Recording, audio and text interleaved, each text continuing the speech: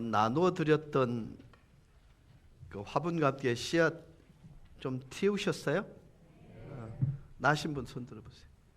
와우, 아무리 키워도 안 난다. 키워보지도 않고 버리신 분 혹시 계셔요? 심어봤더니 이런 모양으로 싹이 났습니다. 한번 보실까요? 났죠? 네, 났죠?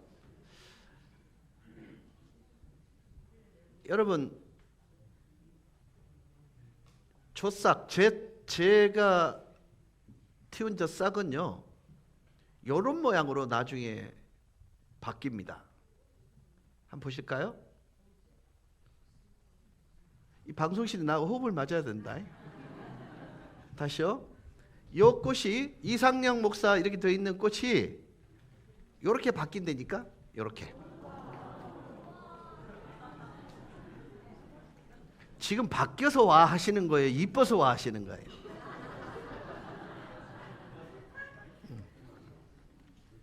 그 다음에 원래대로 돌려주시고요. 우지영 사모, 요 싹이요, 요렇게 바뀝니다. 요렇게. 신난다. 그 다음에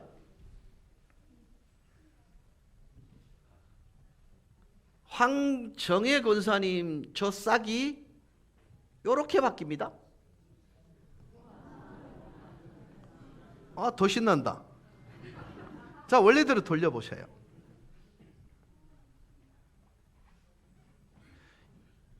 이 싹이 나중에 보여드린 저 모양으로 바뀔 줄 누가 알았겠습니까? 여러분, 부활에는 반드시 따라야 할 변화가 존재해야 합니다. 우리는 우리가 예수를 믿는 그 연수만큼 부활절을 경험했습니다.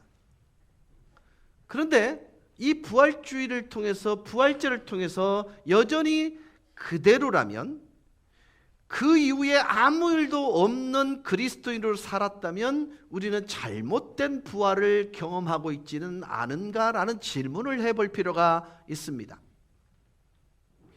여러분, 죽어야 삽니다.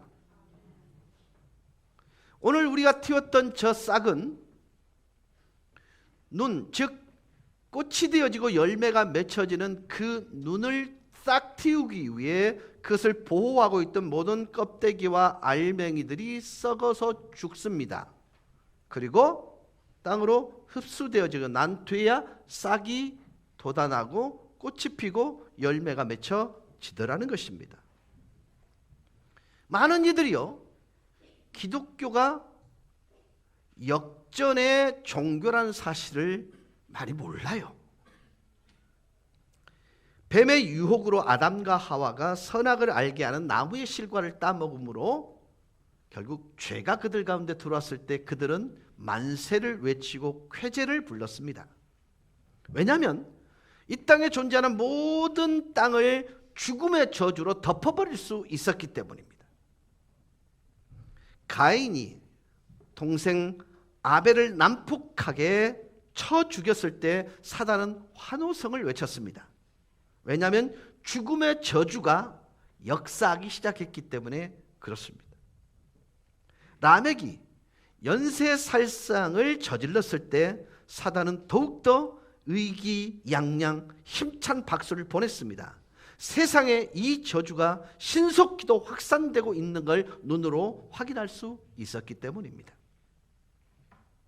죄악이 관영하여 하나님께서 홍수로 땅을 쓸어버리셨을 때 사단은 오른손을 불끈 쥐며 높이 쳐들며 자신의 완벽한 쾌호성을 자축했을지도 모릅니다. 왜냐하면 하나님이 인생을 창조하신 것을 후회할 만큼 그 죄의 깊이가 더해져서 더 이상 그 모습들을 하나님이 참아볼 수 없었기 때문에 그런 것입니다. 그래서 하나님이 죽음의 권세 앞에 스스로 굴복한 것처럼 보일 수도 있었을 것입니다. 이제 죽음의 권세가 완벽하게 세상을 장악한 것으로 여겨졌습니다.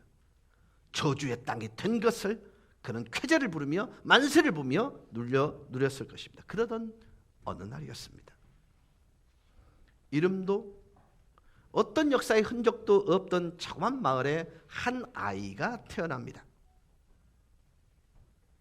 그러나 사단은 알고 있었습니다. 그래서 긴장합니다. 어떤 반격의 시나리오가 펼쳐지거나 그리고 역전이 일어나지 아니할까 염려가 되었습니다.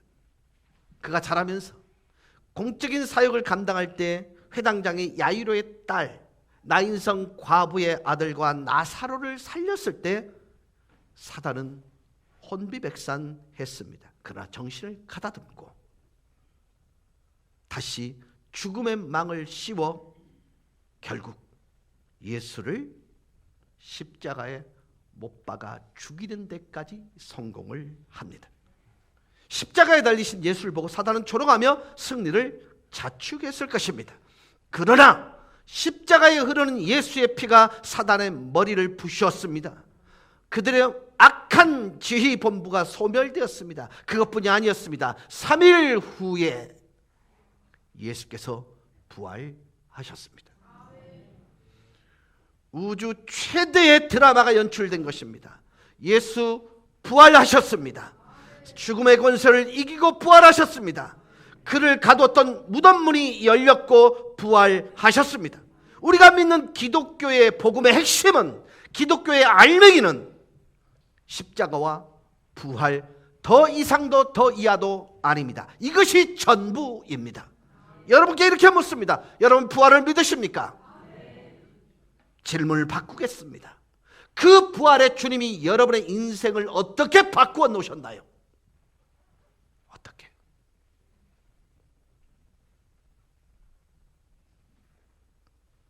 오늘날 한국 교회는 소위 부활을 믿는다고 하는 사람들로 가득 채워져 있습니다. 아마 이 시간에도 부활절을 기념한 기념 예배가 드려지고 있을 것이고 오후에는 부활절 칸타타를 준비하고 있을 것입니다. 세련된 복장, 오케스트라, 장엄한 음악과 활약의 연출이 돋보이는 부활절을 보내고 있는 것도 있을 것입니다. 여기저기서 부활절 연합 예배를 드리면서 주님의 부활을 전할 것입니다. 하지만 그게 전부입니다. 부활하신 주님을 믿는다고는 우리의 고백이 세상은 물론 우리 자신조차도 변화시키지 못했다면 그것뿐입니다.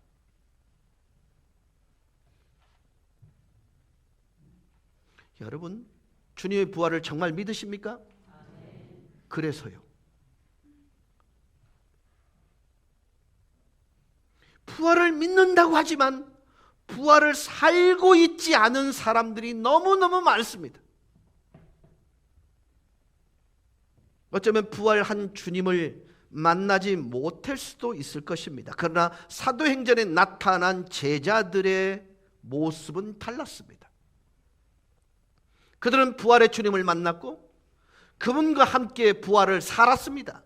더 이상 십자가의 고난 앞에 도망치던 제자들이 아니라, 숨는 자들이 아니라 주님을 십자가 앞에 무릎 못 박았던 그들 앞에 담대하게 주님 부활하셨습니다를 외칠 수 있는, 죽음을 생명을 담보로 한 그런 외침을 가졌던 제자들, 부활을 사는 제자들을 만나는 사람마다 놀라운 변화가 일어나기 시작했습니다.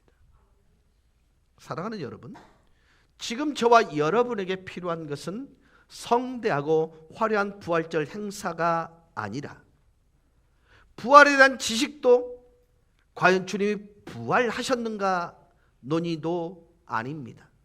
왜냐하면 논의가 필요 없습니다. 주님은 부활하셨기 때문입니다. 그러기에 믿지 않는 세상을 향하여 성도된 저와 여러분은 부활을 사는 부활의 증인이 되어야 합니다. 여러분, 달라야 하지요. 다르게 말하는 일이 필요하고요. 다르게 생각하는 일이 필요하고요. 다르게 말하는 것이 필요하고요. 그래서 구별되는 존재가 우리잖아요. 여러분, 주님이 부활하셨다는 사실을 우리는 생명 걸고 믿는 성도입니다. 그렇다면 여러분, 부활을 사는 자들이 되어야 하지요. 여러분 한번 생각해 보세요. 정말 알 수 없는 아픔 때문에 병원에 갔습니다. 근데 어느 한 부위에 이상한 혹이 있습니다. 그때부터 긴장하지요. 별별 상상을 다 합니다. 그때는요, 저희 그냥 간절하게 기도 요청을 해오세요. 그리고는 병원에 가서 진단 결과를 받고 나면 아무 일도 없었던 것처럼 삽니다. 여러분, 항상 기독교에는 우연이란 존재하지 않습니다. 뭔지 삶의 전환점을 주시기 위해서 하나님은 나에게 위기 가운데 몰아넣을 수도 있습니다. 그때 돌아서야 합니다. 그때 변화를 도모하셔야 됩니다. 여러분, 언제까지 위기를 모면하기 위해 주의 이름을 부르시겠습니까? 여러분, 주의 이름을 부를 때는요, 변화가 전달되지 않으면 주님의 이름은 불려지지 않은 것과 같은 것입니다. 그렇다면 부활을 산다는 의미가 무엇을 의미하는 것일까요? 첫 번째는요, 부활의 확실한 증거를 갖고 있다라는 의미입니다. 여러분, 예수님 부활하셨습니다. 이제 봐요. 증거를 갖고 있다 그러니까 대답을 안 하잖아. 여러분, 주님 부활하셨습니다. 일본의 기독교학자였던 우찌무라 깐조, 그가 수업을 진행하는데 어떤 한 학생이 질문합니다. 선생님, 이 믿기 어려운 기적을 믿으라고 하십니까? 이거 빼고 성경 공부합시다. 아니, 예수께서 무리를 걸으셨다는 이런 얘기, 부활 얘기, 이거 빼고 성경 공부합시다. 우찌무라 간조가 대답합니다. 학생, 성경에서 인간의 이성으로 수락하기 어려운 그런 기적들을 다 제거하고 나면 무엇이 남는 줄 아는가? 그렇게 물었습니다. 아니요, 모르겠는데요. 딱 두 가지만 남는다네. 뭡니까? 앞표지와 뒷표지. 여러분, 기독교가 사람에 의해 만들어진 것이라면 성경의 부활에 관한 내용을 넣지 않는 것이 훨씬 유리했을 것입니다. 맞지요? 왜요? 사람들이 기독교를 받아들여야 할 때 가장 이성적으로 납득하기 어려운 것이 예수님의 부활이기 때문입니다. 맞죠? 근데 부활만큼 믿기 쉬운 게 어디 있어요? 동사꾼들은요, 자신이 가장 많은 부활들 흔적들을 다 보면서 왜 사람이 살아날 거라는 생각을 안 하는지 모르겠습니다. 근데 여러분, 왜 기독교는 예수님의 부활을 그토록 목숨 걸고 강조하는 것일까요? 사실이기 때문입니다. 사도행전 1장 3절입니다. 그가 고난받으신 후에 또한 그들에게 확실한 많은 증거로 친히 살아계심을 나타내사 40일 동안 그들에게 보이시며 하나님 나라의 일을 말씀하시니라. 부활에는 증거가 있습니다. 터키의 수도인 이스탄불의 옛 도성안에는요, 1700년, 1800년 된 성소피아 사원이 있습니다. 저도 실제로 가봤습니다만은 지금까지 보존되어서 기독교의 역사와 문화를 우리에게 증가하고 있는데요. 이 사원이 세워진 그 뒤에 인류 역사상 가장 큰 지진 3번이 있었습니다. 근데 3번째 지진이 일어나고 난 뒤에 그 성소피아 성당에 비밀 문서가 하나가 발견됐는데, 그 문서 중에 대표적인 것이 예수 체포와 신문 및 처형에 관한 가이사에게 보내는 빌라도의 보고서. 우리나라에는요 이렇게 번역되어 있습니다. 빌라도의 보고서. 혹시 준비됐나요? 이렇게. 그리고 왼쪽은 사본이야. 그 원본입니다. 저게 번역된 게 이 책입니다. 그 빌라도 총독의 보고서는 이렇게 시작됩니다. 가깝게 문안드립니다.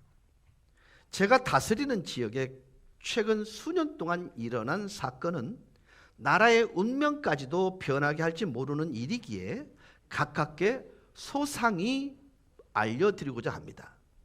원하지는 않았지만 폭동이 걱정이 되어서 희생양으로 예수란 청년을 십자가에 처형했습니다. 그리고 이제는 다 끝났다 여겼는데 더 큰 혼란이 왔습니다. 그 혼란의 이유는 예수가 부활했기 때문입니다. 무덤은 텅 비어 있었고 제자들은 예수의 부활을 전파하고 있습니다. 예수의 생애는 마치 진흙이 통의장의 손에 있듯 모든 것이 그의 손 안에 있음을 증명해주는 인생이었습니다. 따라서 저는 예수의 그의 주장이 사실일 수밖에 없었다고 감히 말씀을 드립니다. 본디오 빌라도. 예수를 신문한 그가 인정한 것은 예수가 부활했다는 사실. 그리고 예수의 인생 자체가 사실이었다는 사실을 그는 인정하고 있는 것입니다. 여러분, 부활의 증거는 정말 많습니다. 가장 확실한 부활의 증거는 증인들입니다. 아시는 것처럼 예수님께서 십자가에 매달려 죽으시자 제자들은 다 도망쳐 버렸습니다.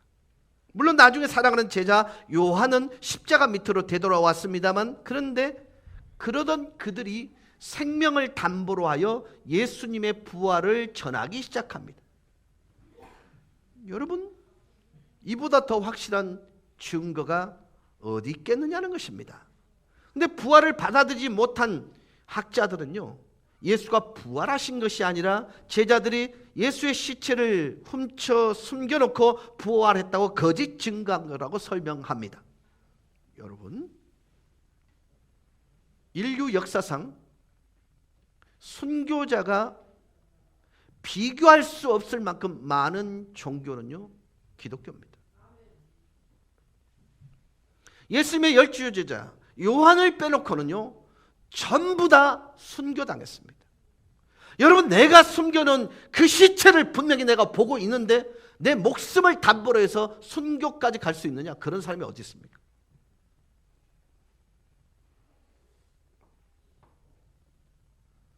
예수님의 제자들은요, 생명 걸고 예수의 부활을 증언했습니다. 십자가 앞에서 죽을까 두려워 도망쳤던 제자들이요, 예수를 죽인 사람들 앞에서 담대하게 예수님이 부활하셨다고 증언하고 있습니다.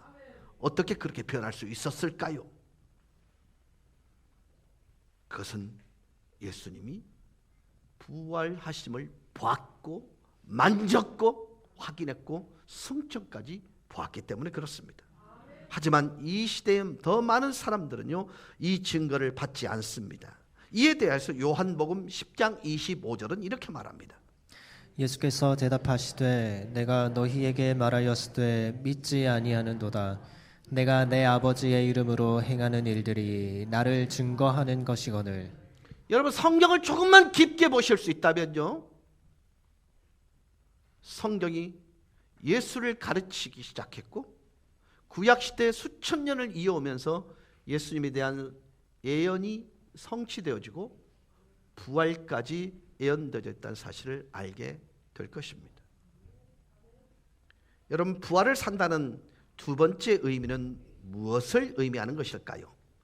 부활의 주님을 날마다 경험하며 산다는 것을 의미합니다. 부활은 과거형이 아니에요. 현재 진행형입니다. 요한복음 11장 17절에서 27절을 보면 죽은 나사로에 관한 얘기가 나옵니다. 오라비의 죽음 앞에 슬피 우는 마르다에게 23절에서 주님이 말씀합니다. 23절입니다. 예수께서 이르시되 내 오라비가 다시 살아나리라. 이렇게 얘기하시는 말씀하시는 예수님에게 마르다가 이렇게 대답합니다. 예, 주님, 마지막 날 부활에는 다시 우리 오라버니가 살 줄로 압니다. 자, 여러분 보실 때는 굉장히 멋있고 예쁜 신앙 고백처럼 보이시죠? 아닙니다. 이 신앙 고백은 주님이 오히려 불만을 드러내는 듯한 분위기입니다. 24절과 25절 사이에 그 부위가 이렇게 묻습니다. 자, 꾸중하시는 주님의 물음표와 뭐가 잘못되었습니까? 라고 묻는 마르다의 의아함이 24절, 25절에 내포되어 있습니다. 그래서 주님이 25절에 이렇게 말씀합니다. 예수께서 이르시되 나는 부활이요 생명이니 나를 믿는 자는 죽어도 살겠고. 자, 여러분, 마르다야, 나 그 정도로밖에 안 보이나? 내가 마지막 날이 돼야 너의 오라버지를 살릴 수 있고 지금은 전혀 손 쓸 수 없는 그런 존재로 내가 그래 비나 오해하고 있구나. 내가 분명히 말한다. 내가 곧 부활이다. 내가 생명이라고 얘기합니다. 여러분, 예수님의 말씀을 들었던 마르다는 27절에 이렇게 고백합니다. 주는 그리스도시요 세상에 오시는 하나님의 아들이신 줄 내가 믿나이다. 여러분, 완벽한 신앙 고백처럼 보이시죠? 근데 여러분, 이 아름답고 아름다운 신앙 고백이, 완벽하고 아름다운 이 신앙 고백을 하는데요, 역시 마르다의 신앙은 말의 고백에 머물러 있고 맙니다. 예수님께서 무덤에 돌을 옮겨 놓으라고 하자 마르다가 39절에서 뭐라고 얘기합니까? 39절입니다. 주여 죽은 지가 나흘이 되었음에 벌써 냄새가 나나이다. 자, 주는 그리스도시요 살아계신 세상에 오시는 하나님의 아들인 줄 내가 믿습니다. 여기서 하나님의 아들이란 말 속에는요 전능이 포함되어 있습니다. 그런데 무덤 문을 열어라 그랬더니 마르다가 하는 이야기가 뭐냐면 죽은 지 사흘이 돼서 냄새가 억수 심한데 얘 무슨 얘기예요? 못 살아납니다 이 얘기잖아요. 여러분, 마르다가요 예수님이 부활의 본질이라는 것을 진짜 믿었다면 이런 식의 반응은 하지 않았습니다. 그렇습니다. 마르다의 문제가 바로 여기에 있는 것입니다. 마르다의 부활신앙은 고백은 하는데 오라버니가 죽은 비통한 현실 앞에서는 어떤 힘도 어떤 능력도 발휘하지 못하는 그냥 사장된 믿음입니다. 죽은 믿음입니다. 말만 살아서 읊조리는 입에만 머물러 있는 하나님의 나라요 부활입니다. 마르다의 부활신앙은요 기근을 만나 굶어 죽은 그 사람이 금고 속에 1억짜리 채권을 집어넣고 굶어 죽는 것과 똑같은 것입니다. 참된 부활신앙은 말입니다, 현재 그가 머물러 있는 삶의 자리에서 힘을 발휘하고 효력을 발휘하고 능력을 발휘하는 것이 진짜 부활을 믿는 신앙인 것입니다. 여러분, 주님이 부활하셨음을 믿습니까? 그렇다면 여러분, 절망적인 상황 가운데 부활의 주님을 바라보는 일을 통해서 여러분은 다르게 판단하고 다르게 말하고 다르게 사는 것을 선택하실 수 있어야 됩니다. 지나온 아픈 나의 과거가 여전히 내 발목을 잡지 못하도록 부활신앙을 믿는다면 단호하게 거절할 수 있어야 됩니다. 여러분, 저는요 우리 세대는 이 감당할 수 없을 만큼의 참 무서운 아픔의 세대였습니다. 선생님들이 갖고 있는 그 권위는요 절대적이었습니다. 저는요 선생님한테 맞아서 발톱이 빠진 적이 한두 번이 아닙니다. 자습서 안 샀다고 누르고 패고요. 많이 맞았습니다. 제가 받아본 이 벌 중에요 전국 일주라는 벌이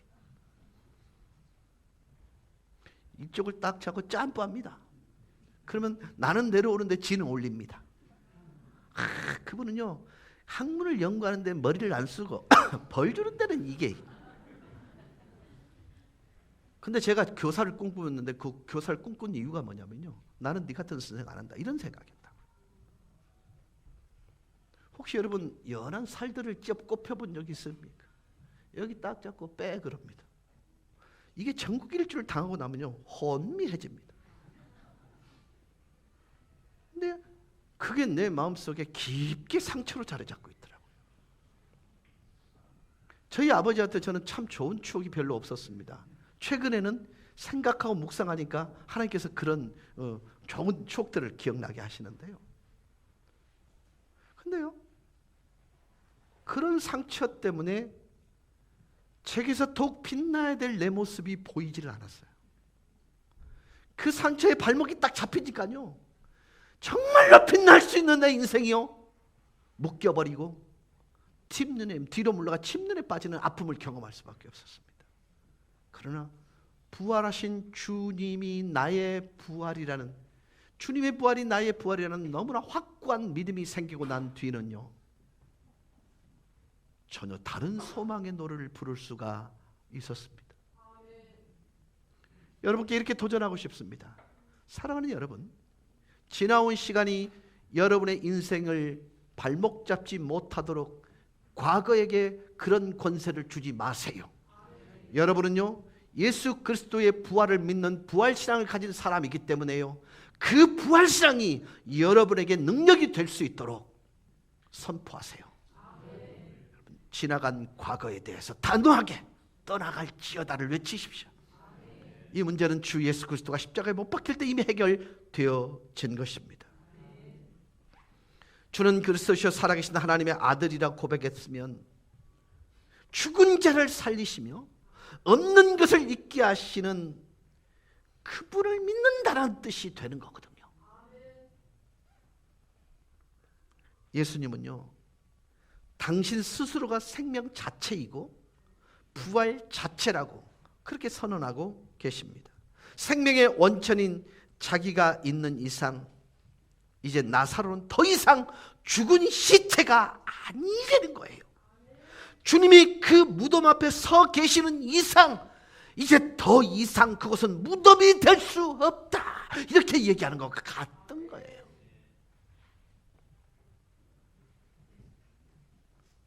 나사로를 일으키면서 당신 자신이 부활이고 생명임을 증거하신 예수 그리스도는 지금도 살아 계셔서 저와 여러분과 함께 계십니다. 그분 앞에서는 눈물, 슬픔, 실패, 절망은 어울리지 않아요. 부활의 신앙을 우리가 온전히 채운다면 그 신앙은 우리의 삶의 현장에서 능력으로 나타나게 될 것입니다. 사랑하는 여러분, 오늘 부활절입니다. 이날 주님께서 오신다면 부활절 예배를 드리는 우리를 보고 뭐라고 말씀하실까요? 교회는 부활을 기념하는 것이 아니라 부활을 사는 사람들의 공동체야, 이렇게 말씀하고 있는 것입니다. 마지막으로 부활을 산다는 의미는 무엇을 의미하는 것일까요? 위임되어진 사명을 감당하며 산다라는 의미입니다. 여러분, 부활의 주님을 만나고 그 증거를 갖고 있는 사람들의 특징이 뭔 줄 아십니까? 하나님 나라를 전파하는 사명, 오직 복음을 전파하기 위해 삽니다. 다시 3절을 읽겠습니다. 그가 고난받으신 후에 또한 그들에게 확실한 많은 증거로 친히 살아계심을 나타내사 40일 동안 그들에게 보이시며 하나님 나라의 일을 말씀하시니라.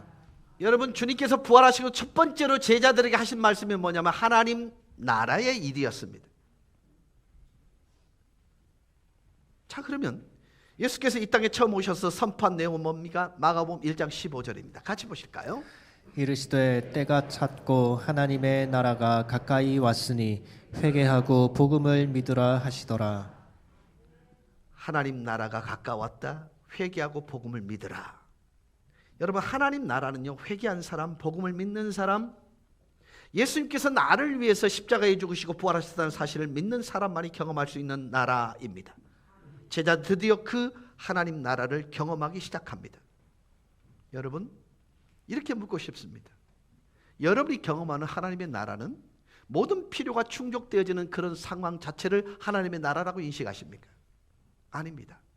부활을 경험한 모든 그리스도인들이 생각하는 그리고 믿는 하나님의 나라는 초막에서 사느냐가 아니라 궁궐에서 사느냐, 그것에 의해서 천국이 구별되는 게 아니라 주님과 함께하는 삶, 주님의 가치를 가지고 삶, 그리고 주님을 닮아가는 그 삶 자체가 하나님의 나라입니다.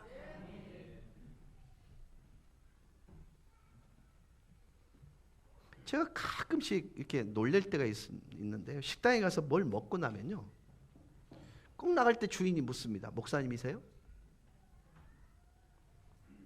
목사 맞습니다. 눈 4개 먹잖아요. 이렇게. 아이고, 참 못 자고 한 일인데. 근데 여러분, 가끔씩 누군가 여러분께 이렇게 묻습니다. 예수 믿으세요? 라는 말을 혹시 질문 받아보신 적 있으십니까? 잘 사신 것입니다. 내가 성경책을 들지 않는 한 내가 그리스도인이라는 것이 증명되지 않으면 잘못 사는 것입니다. 여러분, 그리스도인들은요, 들켜지는 거예요. 왜요? 말이 머릿속에 있으면 생각이라 그러잖아요. 입에 담기는 건 언어를 하죠. 밖으로 드러나는 게 행동이라는 거예요. 마음속에 있는 게 드러나는 게 행동이거든요. 그렇지 않습니까? 그러면 그리스도인들은요, 내 속에 하나님 나라를 갖고 있는데 왜 그 삶, 그가 속해 있는 그 공동체가 하나님 나라가 될 수 없는 것일까요? 여러분, 하나님 나라가 어떤 것이에요? 하나님이 통치하는 자리, 하나님이 영향력을 끼치는 자리, 하나님의 식과 법을 따라 살아가는 그 자리가 하나님의 나라인 것입니다.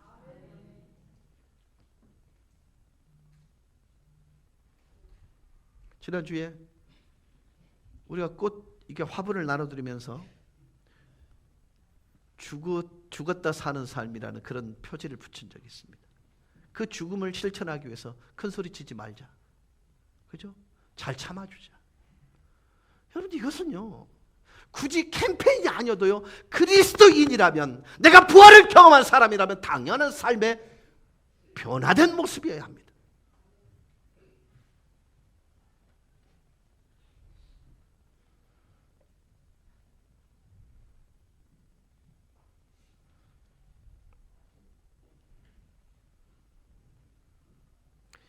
어쩌면 제자들은 십자가 앞에서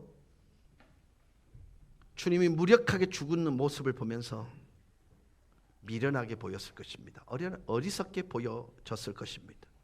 도저히 받아들일 수 없었을 것입니다. 어떻게 그리스도께서 십자가에 죽으실 수 있을까? 도저히 받아들일 수 없었습니다.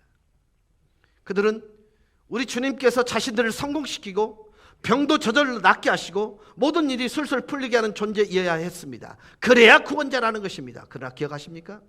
예수께서 십자가의 고난을 가르칠 때 베드로가 어떻게 했습니까? 마가복음 8장 31절 32절입니다.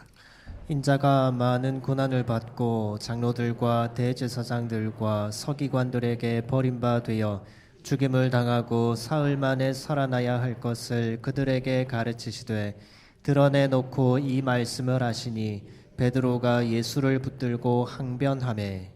여러분, 마가복음 보면요, 몇 시간 전에 베드로가 주는 그리스도시요 살아계신 하나님의 아들입니다 라는 고백을 합니다. 그 몇 시간 후에 십자가의 사역을 현실적으로 얘기하게 나니까 따집니다. 어찌 그럴 수 있습니까? 라고요.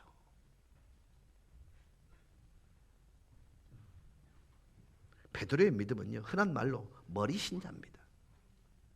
머리로는 예수를 그리스도로 받아들이고 있지만 가슴으로는 믿지 못하고 있었던 것입니다. 그런데 부활하신 주님을 만나는 순간, 부활의 주님께서 하나님 나라에 대해서 다시 말씀하는 그 순간, 마음이 뜨거워졌습니다. 드디어 하나님의 나라와 복음이 깨달아지기 시작했습니다. 맞아, 하나님 나라를 위해 살아야지. 그때부터 베드로와 제자들은 오직 하나님 나라를 위해 살게 해달라고 기도했습니다. 모진 핍박, 십자가에 거꾸로 처형당하는 고난을 감당하는 일을 기쁨으로 여겼던 것입니다.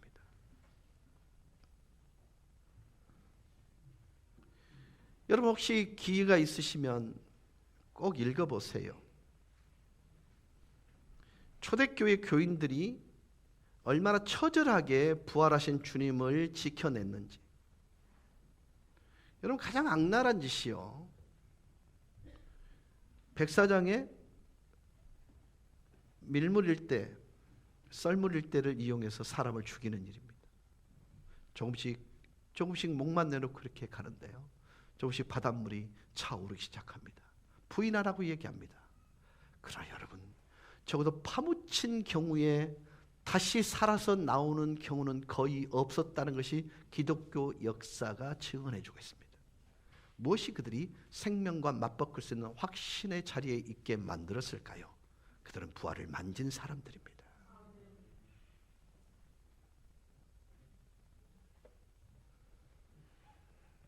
제가 부산 북교회 부목사로 섬길 때 31살짜리 한 성도의 가정을 신방했을 때의 일입니다. 기도 제목을 날라니까 기도 제목을 몇 개 내놨는데 기도 제목은 이랬습니다. 남편이 하나님을 믿고 구원받을 수 있게 해주세요. 두 번째 기도 제목은 모든 가족이 건강할 수 있도록 해주세요. 그리고 세 번째가 진행 중인 일이었습니다. 폐렴인 줄 알고 CT를 촬영했는데 작은 혹이 하나 있어 정밀 검사가 필요함. 이 검사 결과가 정상으로 나올 수 있도록. 그날 저는 그 가정을 위해서 잠시 기도했습니다. 근데 검사 결과가 폐렴이 아니라 폐암 말기였습니다. 여러분 가끔씩 보내고 싶지 않은 성도가 있을 때가 있습니다.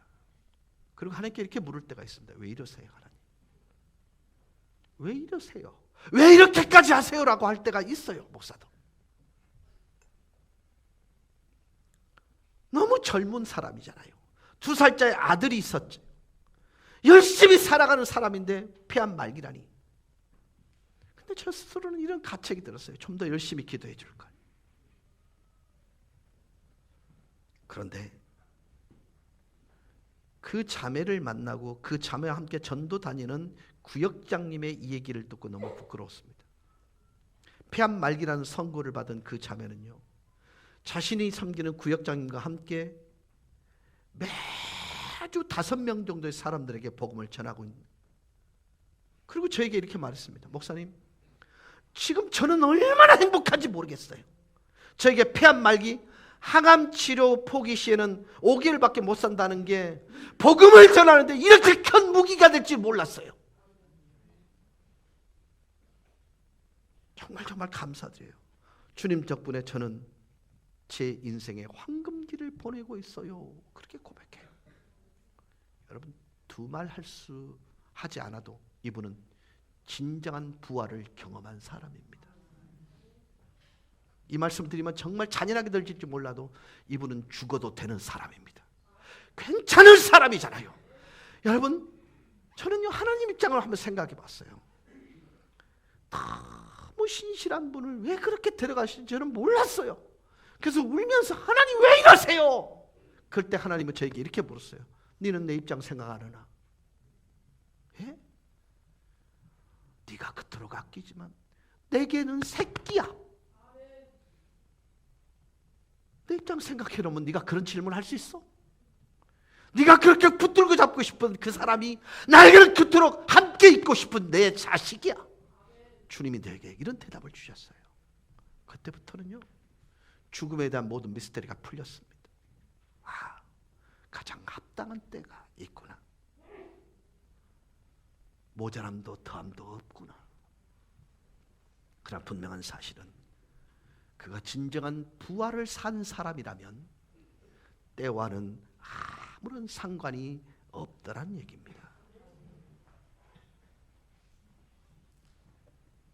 사랑하는 여러분, 중요한 것은 얼마나 오래 사는가가 아닙니다. 중요한 것은 우리가 얼마나 끝맺음을 잘하는 삶을 사는가라는 것입니다.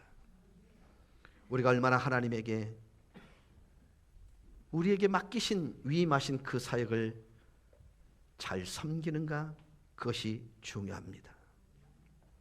정말 우리는요, 불치병에 걸려 있는 것 같아요. 많은 사람들은요, 언젠가는 이라는 병에 걸려 있습니다.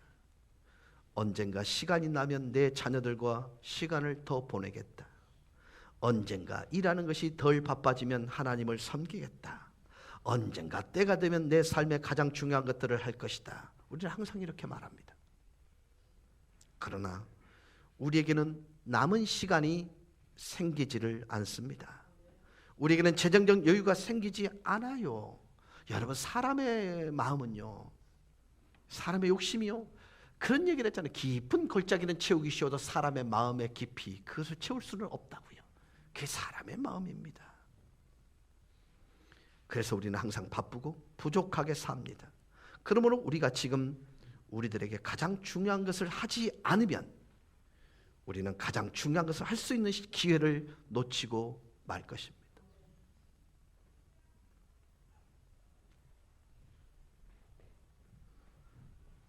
제가 우리 교회에 선거에 임하시는 후보들에게 굉장히 강조하는 게 그렇습니다. 아무리 바빠도 예배는 놓치지 마세요. 여러분, 이렇게 말할 수 있는 목사는 행복한 목사입니다. 여러분, 혹여 누군가를 용서해 줄 사람이 있으면 오늘 용서하세요. 화해할 사람이 있으면 오늘 화해하세요. 전해야 될 사람이 있으면 오늘 하세요. 배우자, 자녀들, 부모나 친구들에게 사랑을 표현해야 하면 오늘 하세요. 우리는 이런 일들을 내일 할 수 없을지도 모릅니다. 오늘 해야 할 가장 중요한 일은 오늘 해야 합니다. 왜냐하면 내일이라는 시간은 우리의 영역이 아니기 때문에 그렇습니다. 이 세상에서의 우리의 삶은 언젠가는 끝날 것입니다. 이것은 우리가 선택할 수 있는 것이 아닙니다. 그러나 우리가 이 세상에서 어떻게 살 것인가는 우리 선택에 의해 가능합니다. 저는 죽음을 앞둔 사람들을 정말 많이 보아왔습니다. 열정 없이 그저 생존하는 사람들은요, 자신의 삶이 얼마 남지 않은 것을 알면 죽는 것을 대단히 두려워하고 어떻게 해서든 좀 더 생존해 보려는 노력을 합니다. 그러나 하나님 안에서 열정을 가지고 목적을 이루어가며 사는 사람은요, 죽음을 두려워하지 않습니다. 이유가 뭘까요? 매일매일 후회 없이 산다면 하나님이 언제든 부르셔도 갈 준비가 되어 있기 때문에 그렇습니다. 이제 도전합니다. 열정을 가지고 사실 수 있기를 주의 이름으로 축원합니다. 사랑을 나누며 사실 수 있기를 바랍니다. 겸손하게 죽음을 두려워 마시고 사실 수 있기를 바랍니다. 이런 삶을 사심으로 하나님께서 우리를 언제 부르셔도 후회 없이 이 땅을 떠나갈 수 있는 삶을 사시는 저와 여러분 되실 수 있기를 주 예수 그리스도 이름으로 간절히 축원합니다. 찬양하십시다.